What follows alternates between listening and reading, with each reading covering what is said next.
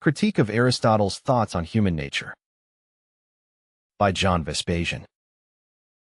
Many philosophers have attacked Aristotle's conception of human beings as rational and self-directed, capable of setting goals and making plans to achieve them, and driven to achieve happiness. Aristotle, 384 to 322 BC, presented his thoughts on human nature in his works, Eudemian Ethics, Nicomachean Ethics, and Politics. All of them were written or dictated in the years 335 to 321 BC after Aristotle had opened the Lyceum, his school in Athens. The optimism in Aristotle's work is seldom shared by later philosophers. Aristotle viewed the achievement of happiness as normal. He considered that human beings are normally able to attain their goals by means of intelligent, steady work. John Locke, 1632 to 1704, outlined his ideas on epistemology in his Essay Concerning Human Understanding published in 1690. Locke subscribed to Aristotle's rejection of innate ideas and other Platonic delusions. Aristotle's thoughts on human nature compared to John Locke's. Like Aristotle, Locke affirmed that human minds are born as a blank slate. As time goes by, experience and reflection will write on the blank slate. Both experience and reason play a key role in knowledge accumulation. Locke also shared Aristotle's conception of humans beings as political animals. Happiness, they argued, can be attained more easily by collaborating with other humans. Collaboration will entail trade, friendship, exchange of ideas, love, etc.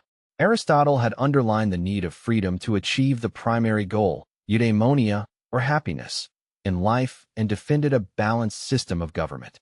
Without good governance, Aristotle warned, corruptions and abuses will ensue. Good governance, according to Aristotle, can be achieved if power is divided within society, monarchs, aristocracy, and the people, and amongst the different branches of government, the legislative, executive, and judicial. Like Aristotle, Locke believed that humans are guided by reason.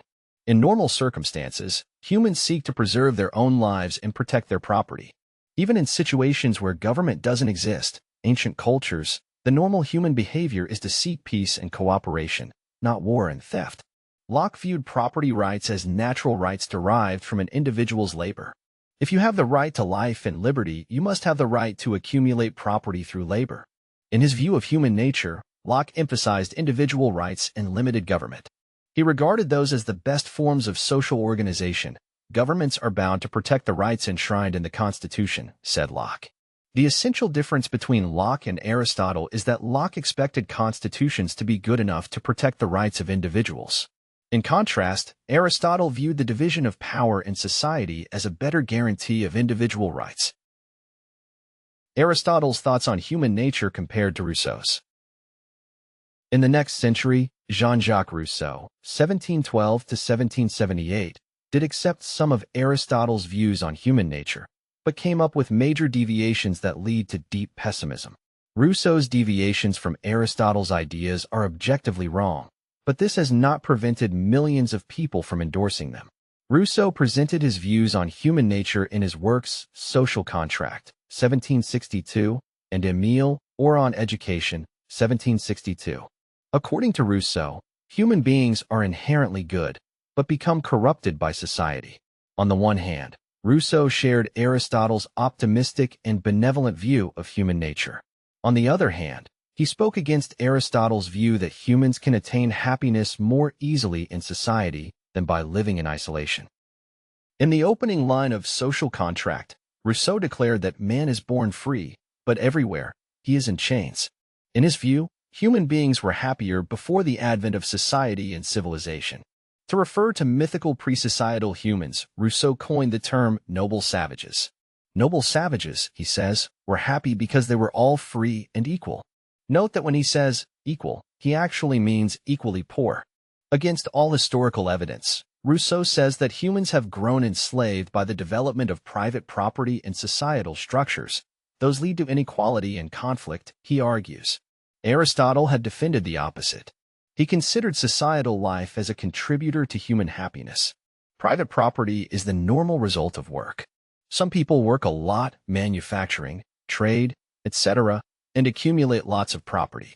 Others work less and will accumulate less. Rousseau's attacks against property rights do not make any sense and have zero historical evidence. Even in isolated living circumstances, humans will still gather assets, food, tools, etc., and regard them as their own property. Similarly, Rousseau's preference for economic equality does not have any relation to historical facts. Aristotle was far more realistic than Rousseau in his views on human nature.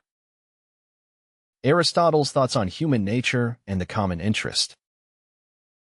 To address the alleged problems created by private property and inequality, Rousseau favored a dictatorial government in charge of enforcing the general will or majority opinion that represents the common interests of the people. The terms general will and common interest convey the false impression that majority opinions are shared by everyone in society. Obviously, that's not the case. Rousseau is favoring a dictatorial government able to steal private property by invoking the general will. Aristotle didn't endorse abuses and confiscations. He strongly condemned them and advocated a type of government that would prevent them. Aristotle's views on happiness are vastly more realistic than Rousseau's. Aristotle regards positively all actions that further happiness. He speaks in favor of production, trade, property acquisition, friendship, love, achieving a good reputation, etc. Rousseau condemns the competition for resources, ambition, and the search for honors and property. Against all historical evidence, he categorized those as evil. His belief that humans can grow happy through a dictatorial government is delusional. Aristotle's views on human nature are widely superior to the inane theories proposed by Rousseau. It is unfortunate that the latter had become so popular and caused immeasurable havoc. If you are interested in learning about practical wisdom in daily situations, I recommend you my book, The 10 Principles of Rational Living. For more information, go to johnvespasian.com.